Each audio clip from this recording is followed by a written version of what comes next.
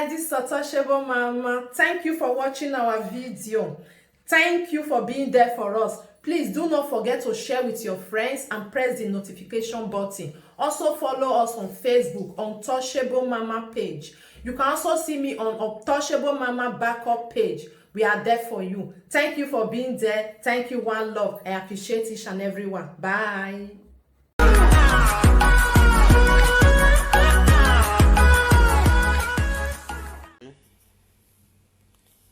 Happy birthday, Kayo. Share the video, share this audio. I want to make it reach for where I know say Iyore must see all the gullible followers. Mamuju wame so many when I zoom in your color. I want to make us share and reach for where they day. Now, well, do happy Sunday, everybody. Now, do. Get one matter when I want just tell you the action we are here attention seeker.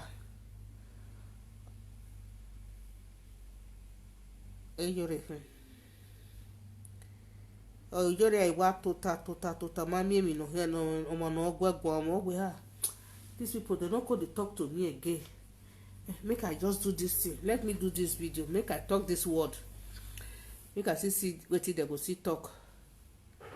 Iyore wu. Be ma ko. O hani nije. O fe we reba. O fe kwa yo kore ba be reba. O be survive ya. Na so. Abe adeboje. Ya ke the private jet.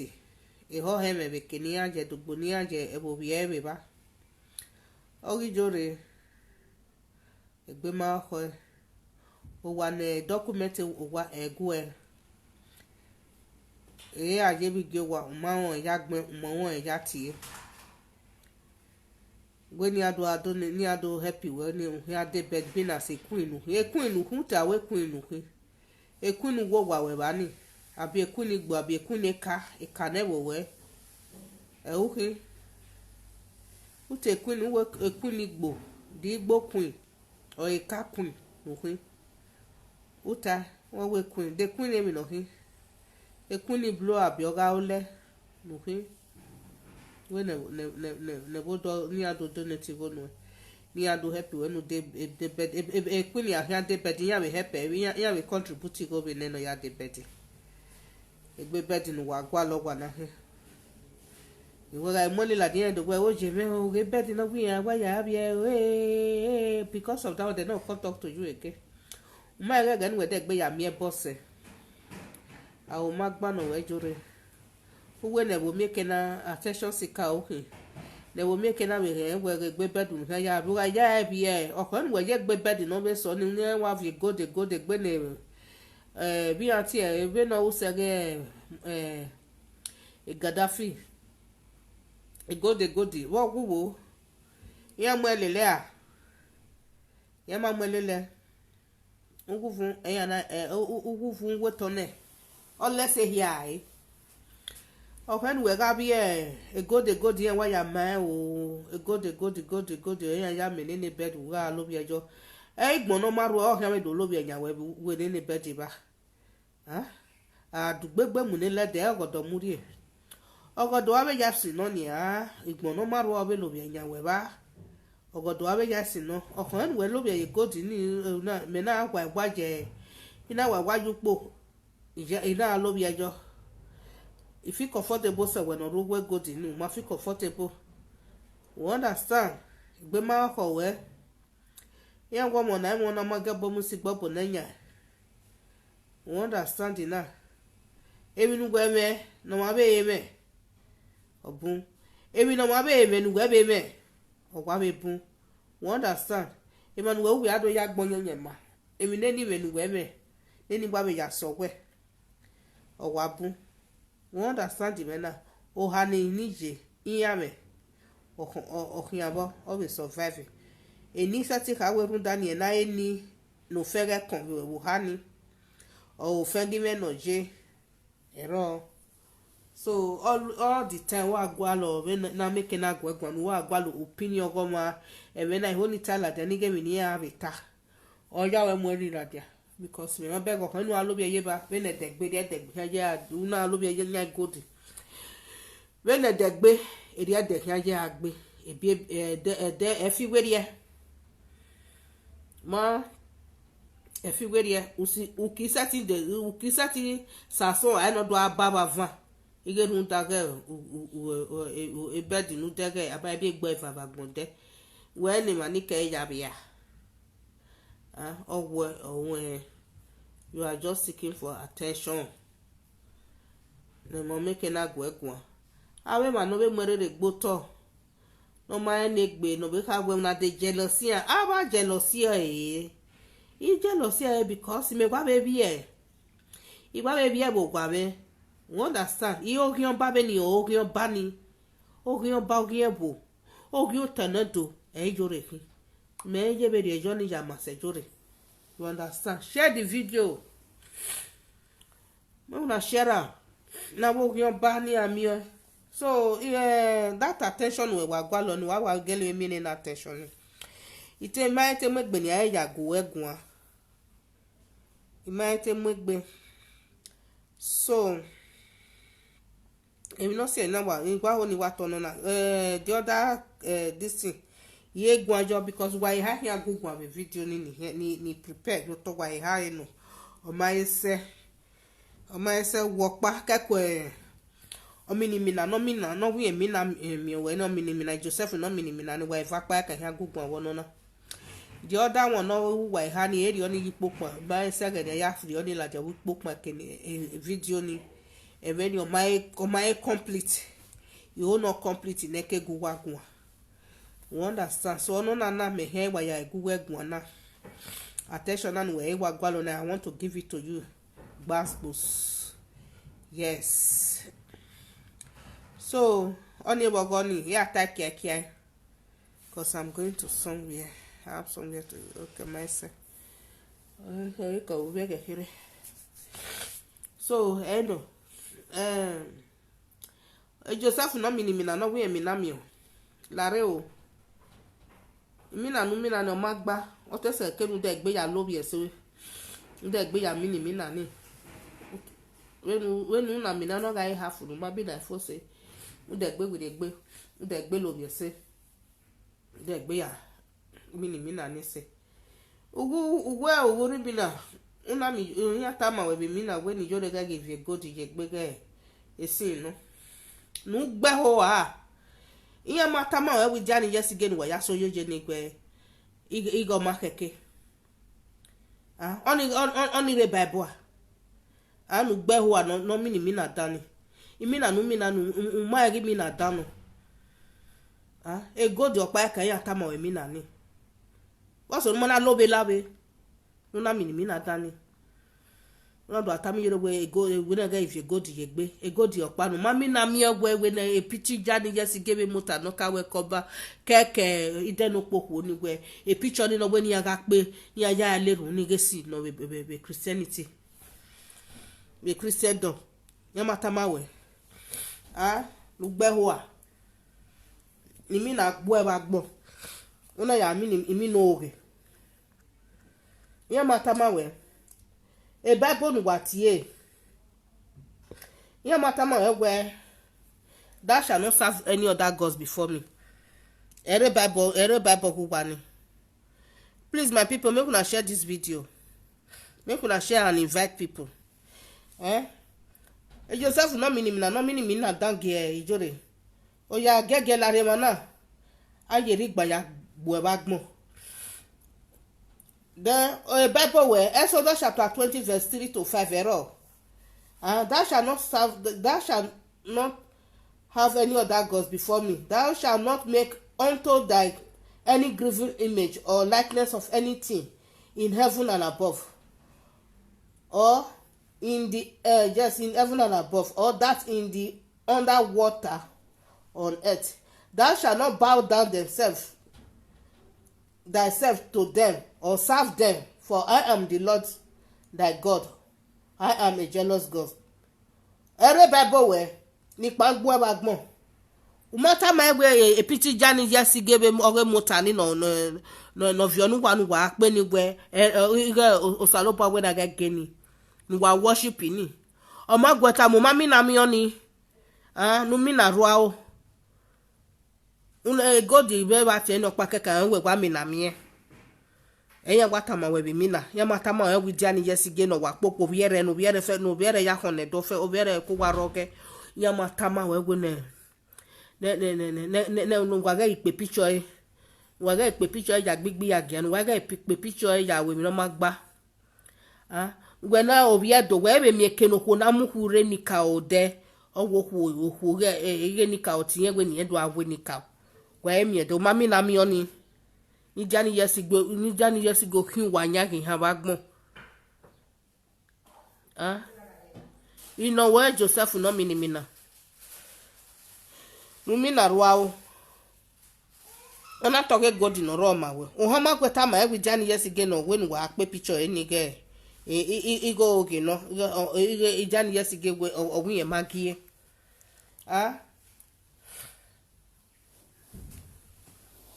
why not support dota ma ewe we nega give ye me nega no read Bible but we magi bege kenema now we magi bege Exodus chapter 20 verse 3 to 5 uma bege ya tie nu tama yen no be ruwa o te geneti read Bible yen geneti de ke no ye Bible gi dani yesi ge we nu waga pe picture nu waga ya lerun de ke no ye Bible watala dia na agbon mi Bible ku wa ni wa vio la dia na agbon mi nu wa o gi ye ke be nu wa o gi ye ke na Iyore re mana erodo okyo oke no me awe no zigo to wo Kenya ya we no zigo ke wo to yen je we Christian wo gebo okay de ke no ri je be Bible na we yan na we nu wa pe bi ijani yesi ge nu wa ga e ke no ye be Bible wa ya efe no re salt and water ministry wa la dia nu wa do chapter no je wa mwela dia eke no je be Bible nu wa mwela dia nu wa do ta be nu wa mana do ta egbe oku wa ijani yesi ga ohun wa nya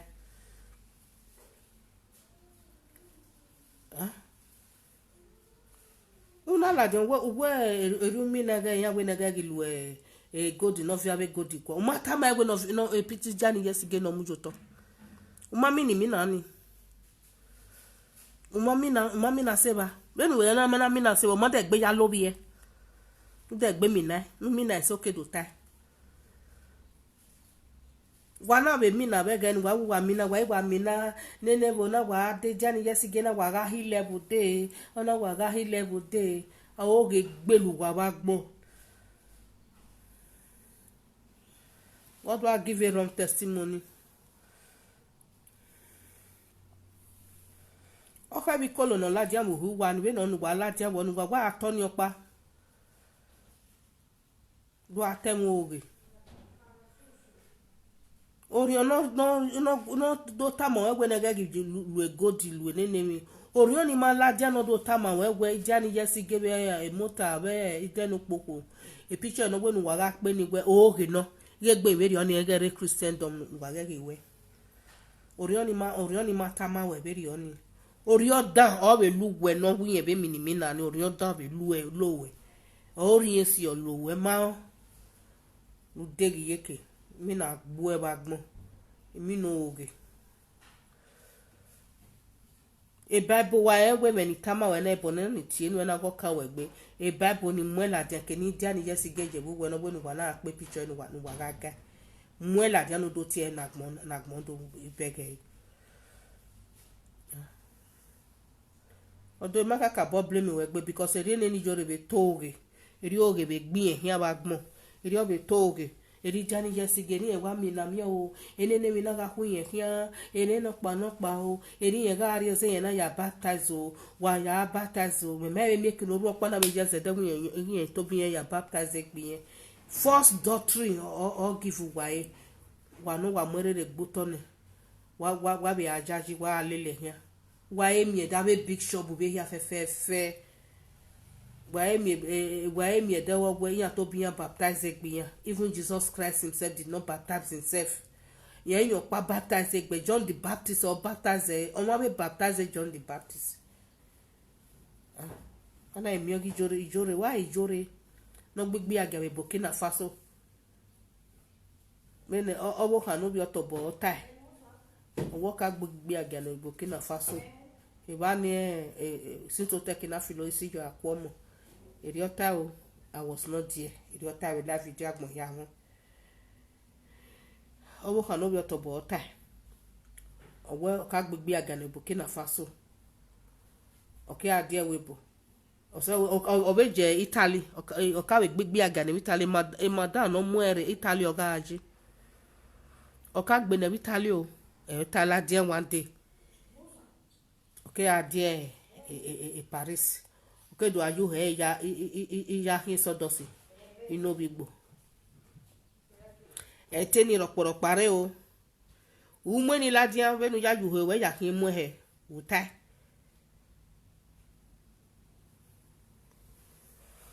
wa gbe kun wa hola horie wa bege mata ni gi wata we he wa be amina no wa mini no oge ma be mini mata we oteme ge mina na ni mina emi obe abe bati na nu veye gbe na ore bible when I get lelue ijani yes ge picture no matter fo o hama gwetoni imi no oge wa kula kuri wa gbon ijani yes ge gbelu wa gbon u tonu taifo emi opa keka egode opa keka omi oni opa keka no when you just ya swim no swim na when you ya swim wa hiare bana when wa zoom ya me amebu me egbe mi amebe gbe is only cleansing eme mi obe no uza mebu me ze yegbe no ya lerun abe all negative energy ya fefefe abe mi na we je na ho me gbe ni amebu mebe egbe mi ame mebi gukun mi no wa ya so amebu me ya je mi nu ja kwere mi ame ni afo obu wa gbegbo a amebu me eme mi amo pa no gbe so ti gbe mi ame roporopa ask wa ma mi gwa wu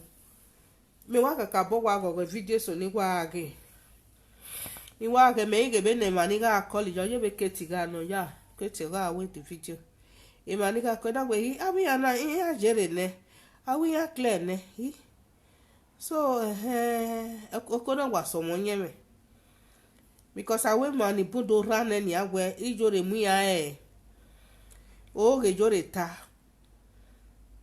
me ge we comment ni ma so comment jogwe ama mi ke no ko na be we di ka o te do ni ogi man ni dedemede yore na sun megi ge ya comment jo no call na we ebe awe yari uto na po mo salobo o sawe se ni ka o wese o ni ka o ga do ni wese o e ko ya na so won yeme enu wa ya na te wa hun wa igbo pe ni ki mo pe pata lo o e ma oku egege ni ka o ukure jon ipe ogwe jon na mi o imeren wona we do mo adie we bo o ipe ni ke ta eru mo iwi e ti abc ti wa gbon ma ho ojo ye ti abc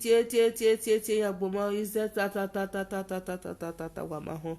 megi ge bane ni na we o salobo awese o sawese o edo yedo ekora o ne o ewere ni ya ekori oto ne o ya eko ho ne o e mo po he wa go na ugo me ebe ze go me ebe ge mi la ki mu be ri ebobo no iwi ma be gba be va igwe ma be gba be va oni be ri ebodo ekobe ore me be soto because ke na ta magbon we emi ni jore mure na ga eri o magidia ni yesi gebe do ni aga agwa jiare keka aga eni ka o ebe ohu ebe mu kwore ni ka o be mu jo to witi e gibe ga ha ima ebe mi de demede ona do give dem no emi wa ami okpana do ri ya fefe wa ha we gebo e bible ugwa tie e genetic me make e be no e be genetic ha o e genetic de ke no be genetic ha zuwa ha illiterate wala je wa do brain wash wa ije wa ya wa be delejo wa ya na wa be kharajo pe egbu wa wo me o ime po mo salo ba na wa eruwa ya ko be ri oto ni wa be ko be jere ne we ni jore na we ope ni keta mi jore we temi nu we temi we na temi nu we wa ka we esu we wa ki be na wa ye mi no je be lelu enu ri owo nu uro bona you are not a Christian wo we gebo we ni ya mu jani jesi ge ni aga pe picture lele ya kia uhia suon we mani digo ma we ni ari go gun o eru ya suon o e ma ni e ke ni jore ya suon na ri jore ya suon o ye ma we ni ari go ni e o kekere we ni adu asigisa o kekere bere o we ya we do print ya ga we print o we ni adu e meba here wa we meba wa ti e we ji oni ga iteni e no ya ge e kadi do ya ke upe evao ti o upe evao we ne a igene ne mi uzo ne a ya mi hia ego na jidiani jesi ge ya ku ego edonia egwela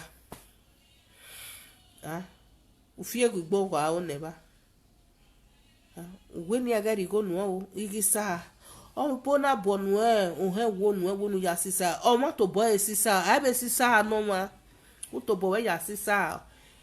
awonu sisa ne bega so e ma no wonu sisa no ya so sisa ya sisa ne ulerun je mi no ya sisa no ya sisa de no na wonu leba ene bo no wa be leba wa be lerun o to boy sisa me ma ijore na idwa wa ya ni go ni jore no ya sisa no wa ukove waria ni ruwana wana vie ya tatu we wana yo we mama ya melu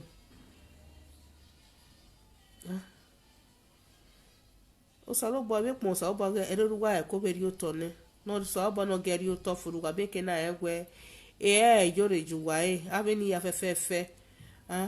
no Joseph no minimina no mina ruwa o umata ma egwe iga mila no ya nwa me ni gbe ere bible we masa ti betie ma we ere bible na ga yige milani wame do ni owe mi ju wai bo gun ga yige milani ja wame ne kemi no ri ta ma wa gari wa ga mu gboto ine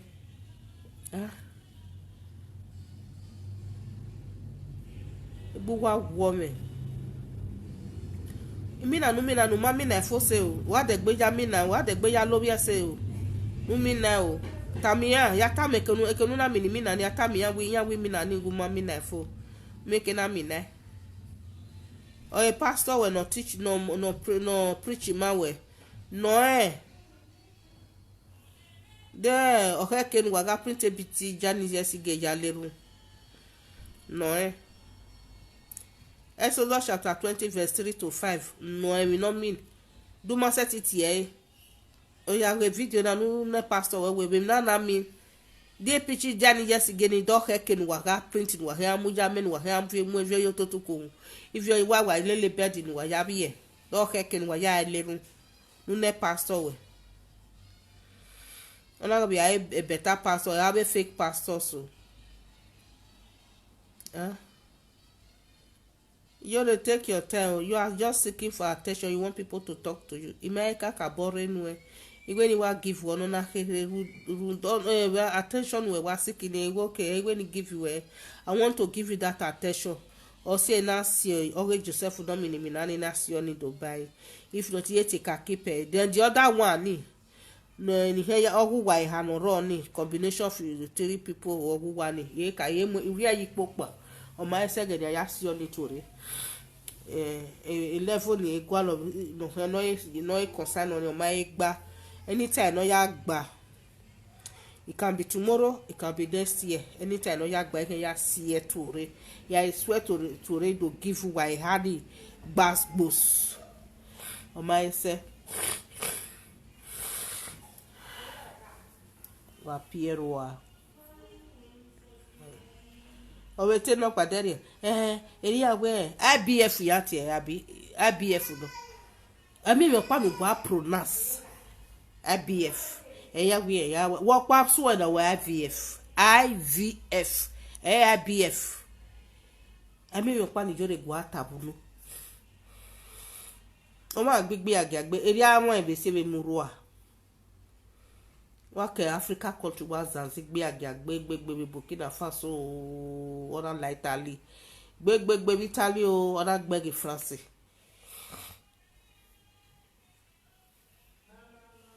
ma shogi gbe agadu gbe o si en na we na muru emu eni no wa swine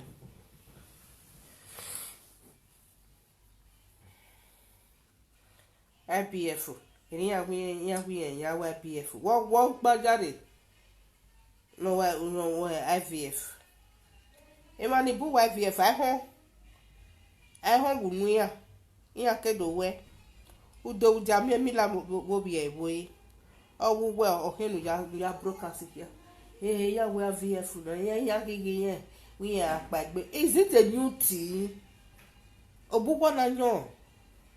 imebe lerun usalo gba no go IVF o to bo we have anyone no to bo we wo no gba inu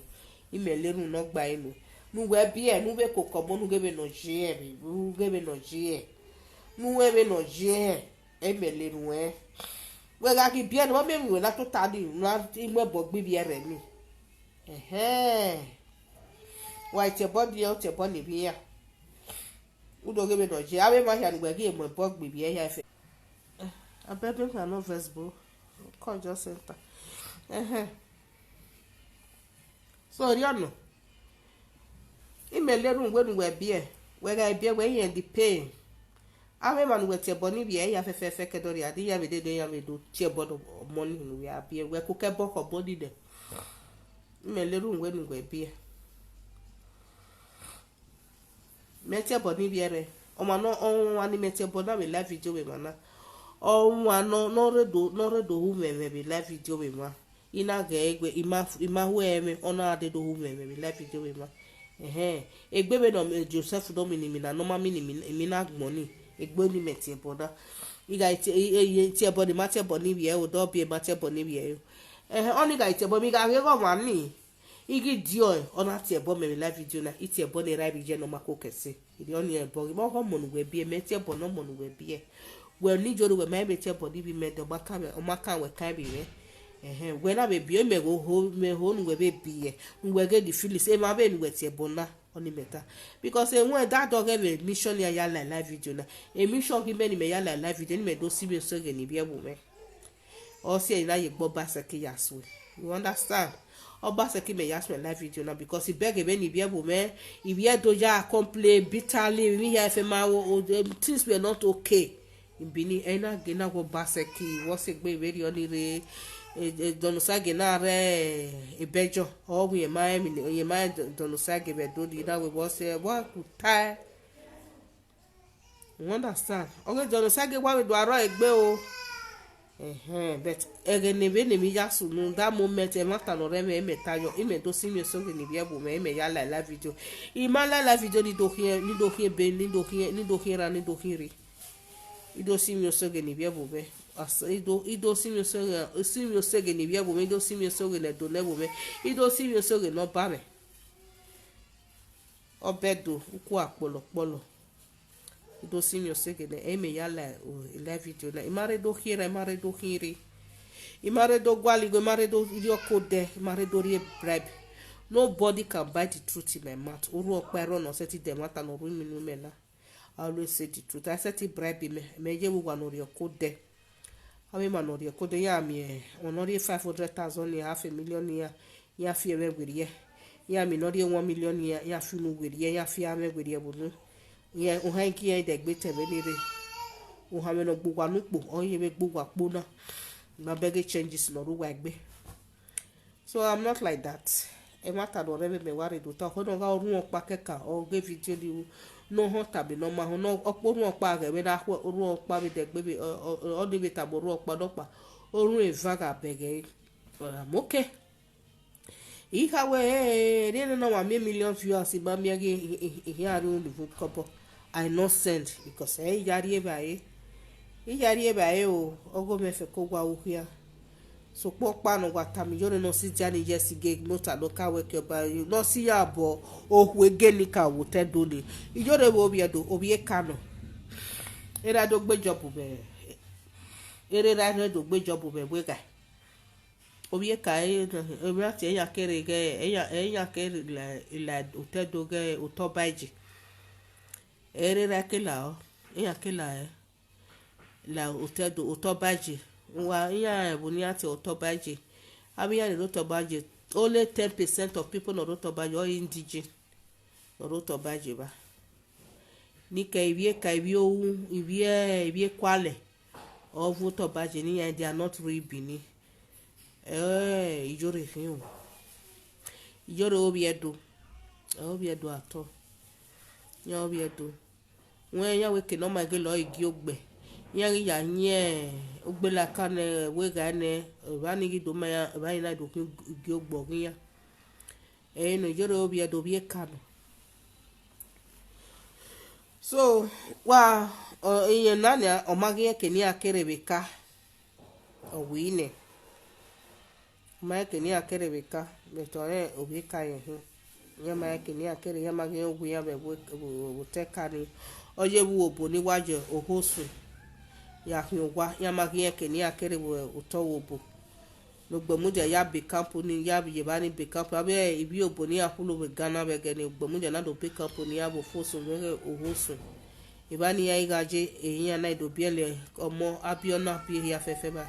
ni bu magi ewu ya eso ya we obi ope ya he o obi agbaro ya he o obi no pa ya eya gi on se ya ma gwa ya ma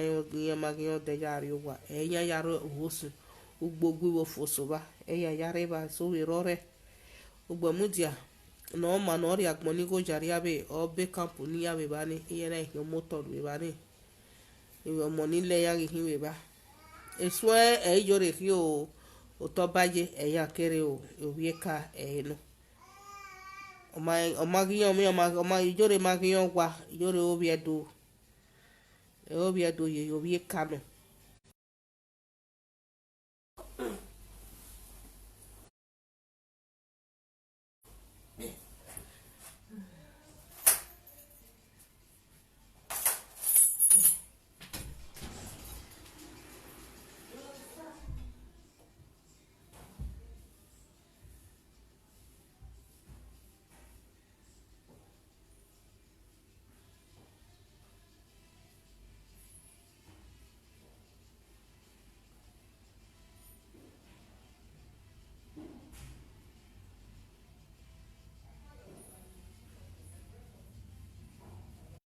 my people I just dey busy